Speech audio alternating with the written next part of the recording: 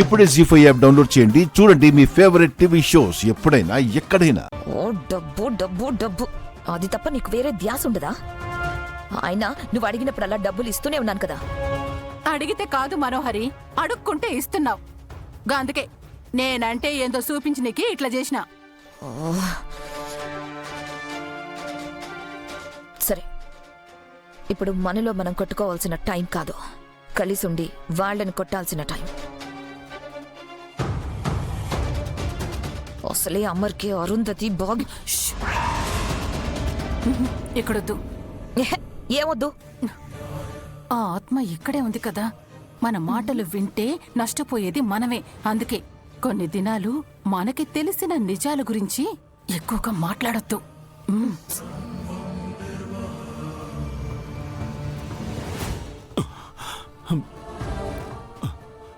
ఏంటి అరుంధతి, ఇక్కడే ఉన్నావా?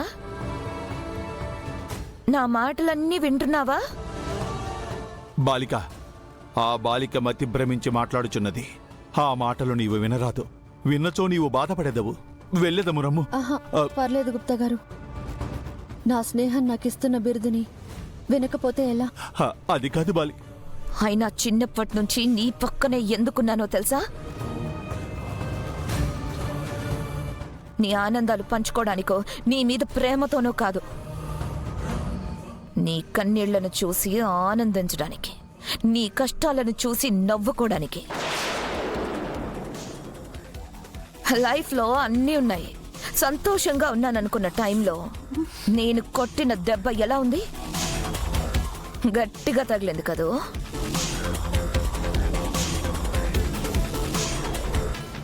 అందుకే ఇన్నేళ్ళు నా పగని నాలోనే దాచుకొని పెంచి పోషించానే.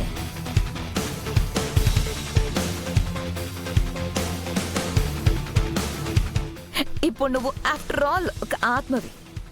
గట్టిగా మాట్లాడాలంటే గాలివి. అమర్తో నువ్వు కన్న కలలు, కన్న జీవితం నేను బ్రతకబోతున్నాను. అమర్ లైఫ్లో ఈ ఇంట్లోని నామరూపాలు లేకుండా చేసి మళ్ళీ నిన్ను అనాథని చేస్తాను.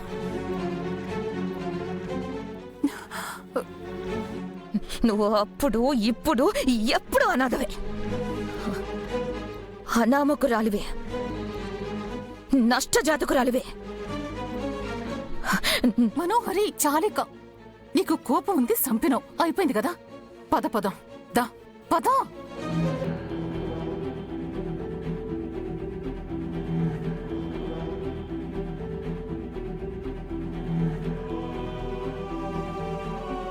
స్నేహమునకు కూడా విలువివ్వకుండా బాలికను అన్ని మాటలనేదవా? ధూమ్ తత.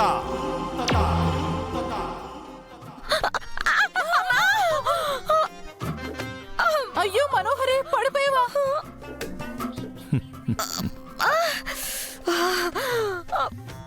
మను మను ఎలా పడింది?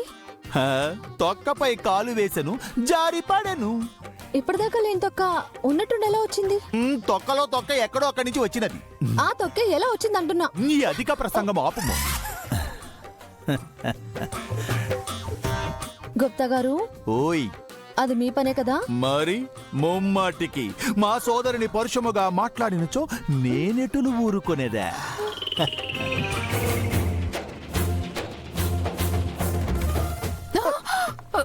గుడ్ల గుబల అలా చూస్తావేంటి? లేపు.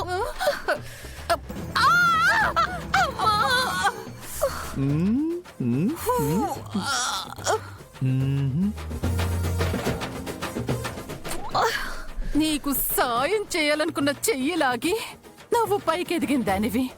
అది తెలిసి కూడా నీకు సాయం చేయనికి చెయ్యి అందించాను చూడు, అది నాది నాది నా తప్పే. గుప్తా గారు, మిసం వస్తుంది, రండి. అయ్యో రండి గుప్తా గారు. నేను కనిపించను కదా బాలిక. నేను కనిపిస్తాను కదా, రండి. నీవు కనిపించను చో. అయ్యో పిన్ని, అయ్యో పిన్ని, ఏమైంది? కాలు జారి పడ్డం బాగే లేపురి. లే హ, ఆ, అమ్మో ఇంత బరువు ఉన్నావేంటే? హ, కళ్ళు నెత్తికెక్కితే ఇలాగే నడుములు ఇరిగిపోతాయి.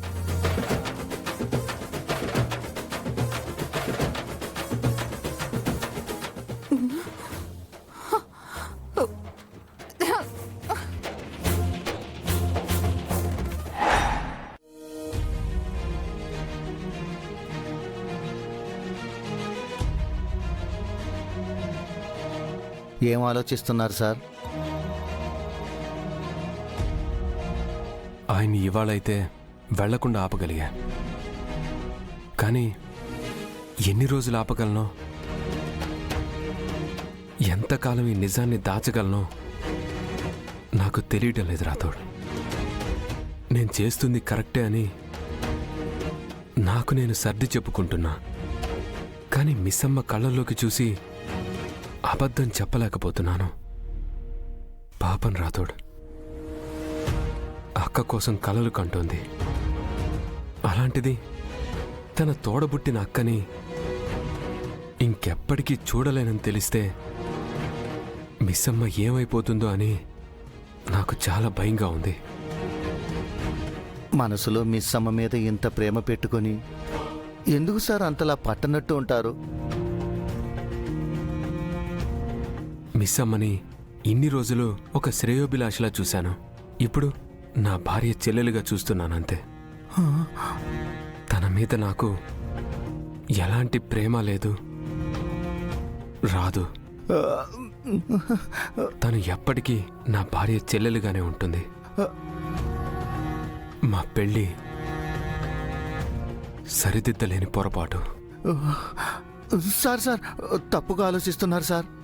మీ తలరాతలో మీరు కలవాలని, కలిసి ఉండాలని ఎంత బలంగా రాసి ఉండకపోతే అసలు సంబంధమే లేని మిస్ అమ్మ అమ్మగారి ద్వారా మీ జీవితంలోకి ఎలా వస్తుంది సార్? అండి కాదు, అక్క. అక్క మీరు ఎంత వద్దనుకున్నా, ఎంత వదిలించుకోవాలి అనుకున్నా మీరిద్దరూ కలిసేదాకా మీ దారులు కలుస్తూనే ఉంటాయి సార్. మిస్ అమ్మ తండ్రికి వచ్చిన సమస్యకి మీ సంతకం సమాధానం అవ్వటం, తన రక్తాన్ని, మిస్ అమ్మ రక్తాన్ని దారపోసి మరీ కాపాడుకోవటం, ఇవన్నీ తప్పులు కావు సార్. తప్పులు కావు, తల రాత.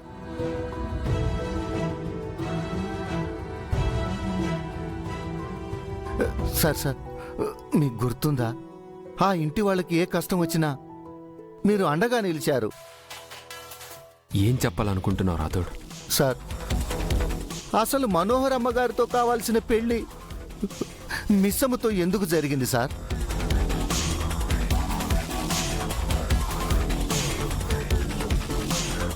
ఒకరంటే ఒకరికి ఇష్టం లేదు, ఇద్దరి మధ్య ప్రేమ లేదు, కానీ మీరు మిస్సమ్మ మెడలో 3 ముళ్ళు వేశారు కదా సార్. జీ5 యాప్ డౌన్లోడ్ చేసి అన్ని ఎపిసోడ్స్ పూర్తి ఉచితంగా చూడండి.